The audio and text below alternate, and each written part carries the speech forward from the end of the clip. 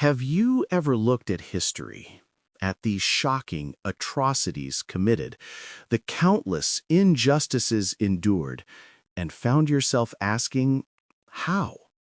How could seemingly ordinary people, individuals who were once kind, compassionate, and ethical, slowly transform to commit acts of profound cruelty or even become unrecognizable monsters?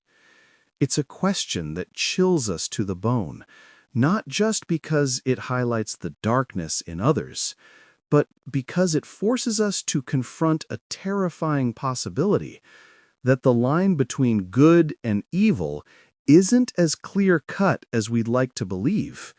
This isn't just a rare anomaly. It is a deeply unsettling pattern woven throughout human history and behavior.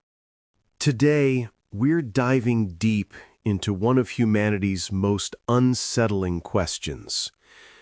Why do good people sometimes do bad things? We will peel back the layers of our own minds and uncover the powerful psychological mechanisms that push ordinary individuals into darkness. More importantly, you'll learn how to recognize and resist these forces, with the final insight being the most crucial and empowering of them all. This isn't just a story about history. It's a mirror, forcing us to look inward and ask, what would I do in their place? Could I, too, be swayed by these forces? Let's begin with a concept that shook the very foundations of psychology, the Lucifer effect, a term popularized by the renowned psychologist Dr. Philip Zimbardo. His infamous Stanford prison experiment, a study that remains controversial to this day, revealed something profoundly unsettling.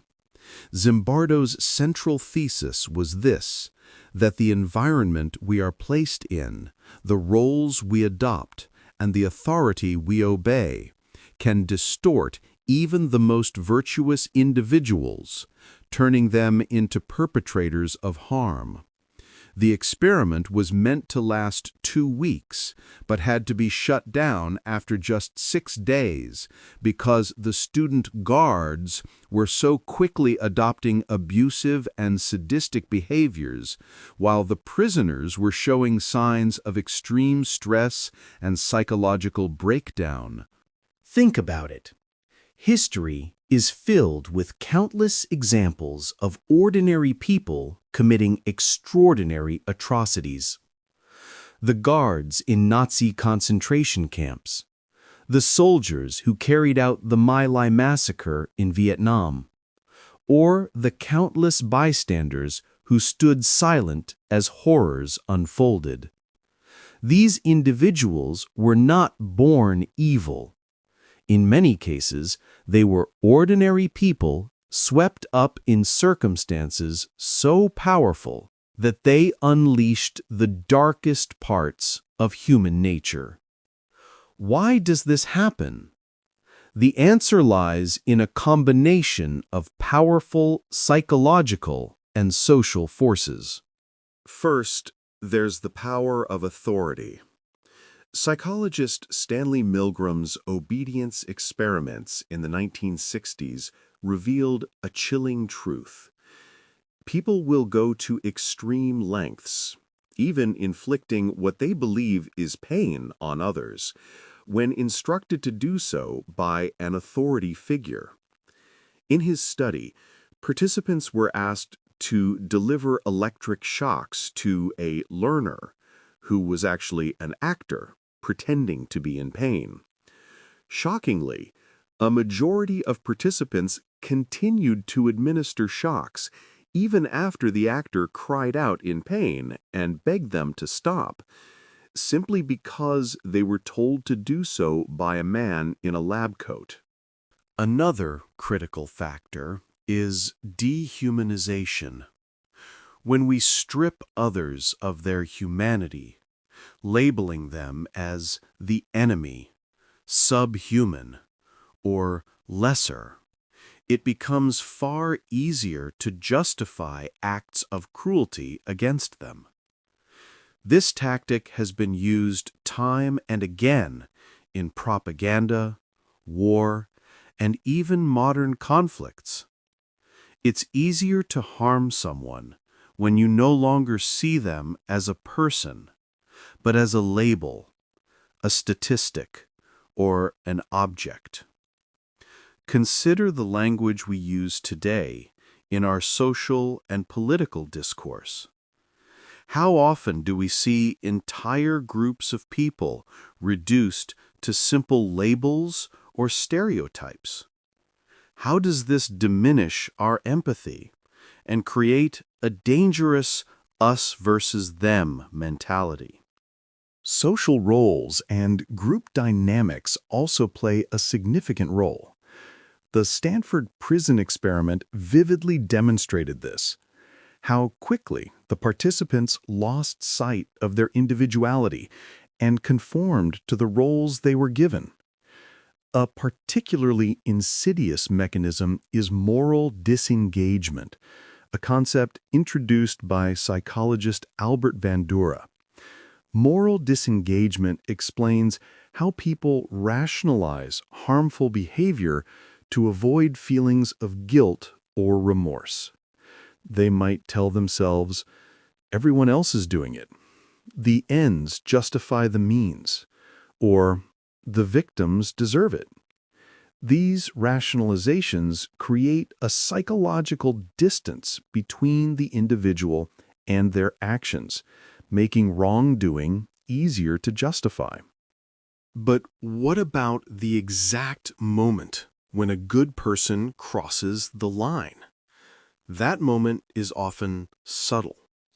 It begins with small compromises, a decision to stay silent when witnessing an injustice, a choice to follow along just this once.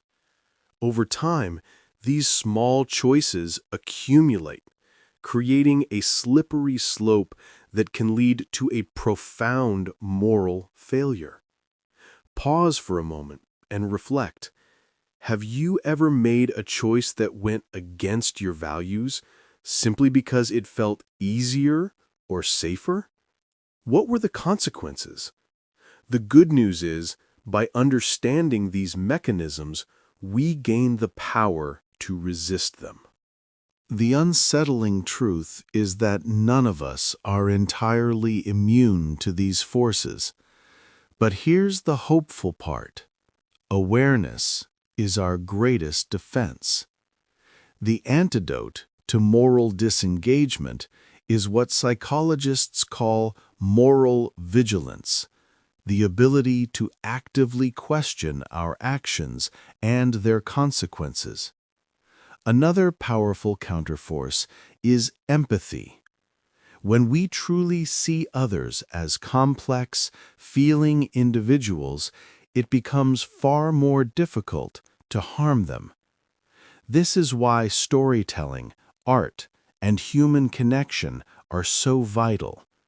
They remind us of our shared humanity and break down the barriers that divide us. We can also cultivate moral courage. It's the ability to stand up for what is right, even in the face of fear or personal loss. It's not something we are born with, it's something we cultivate through deliberate practice. Think of figures like Rosa Parks or Oskar Schindler. You don't need extraordinary circumstances to follow their example. You can start with small acts of heroism in your own life. Speak up when you see injustice. Offer support to someone who feels isolated. Challenge stereotypes that divide us. Finally, let's return to the most profound insight of all, the interconnectedness of humanity. The line between good and evil doesn't run between groups or nations. It runs through every single human heart. This realization is both humbling and empowering. It reminds us that we are all capable of both harm and healing, and that every moment offers a new opportunity to act with integrity, resist the pull of darkness, and contribute to a world rooted in compassion and justice.